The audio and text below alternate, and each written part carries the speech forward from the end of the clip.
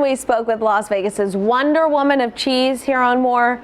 We were so enthralled by her skills and her training that we hardly had time at all to talk about the wine and cheese pairings that she brought on the show. We're so happy to have owner and director of cheese at Valley Cheese and Wine, Diana Breyer, back live.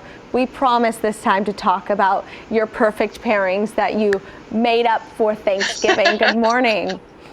Good morning. Thanks for having me again. Of course. So we're sure if anyone knows how to make sure our appetizers aren't boring, it's you. So please help us elevate the plates. Absolutely. So one of the things that my mother always said when we were cooking Thanksgiving dinner was how irritated she was that we kept picking at everything she was cooking while she was cooking it. So in order to sort of prevent that and have whoever is cooking have a little bit more peace of mind in the kitchen, you just want to elevate that platter game. Give your group of people something to do, something to pick at, so that you can have that beautiful conversation that's so important about gathering for the holidays, but you can still do it in a way that's not going to upset the chef, right? Yes, absolutely. Yeah, you don't want to have nothing left to serve by the time the meal comes out. So something my family's done before is we have the charcuterie board, which also helps if you're drinking wine before the meal. It kind of helps keep your belly full so you don't imbibe a little too much. We do custom platters for any sort of occasion like that. So if you're going to be drinking a specific kind of wine all night, we'll curate that to make sure that it goes together.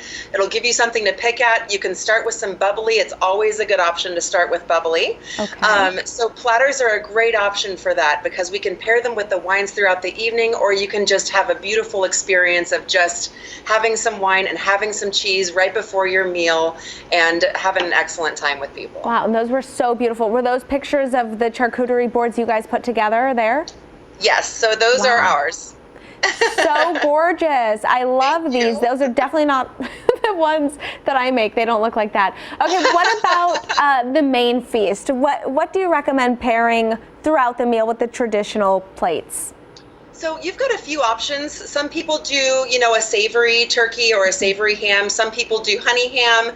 Everybody does dessert and pies during Thanksgiving. So really important to have things there on the table that are going to go with a little bit of everything. We always suggest a nice Pinot Noir to go with your turkey meals, your regular sort of accoutrement, your stuffing.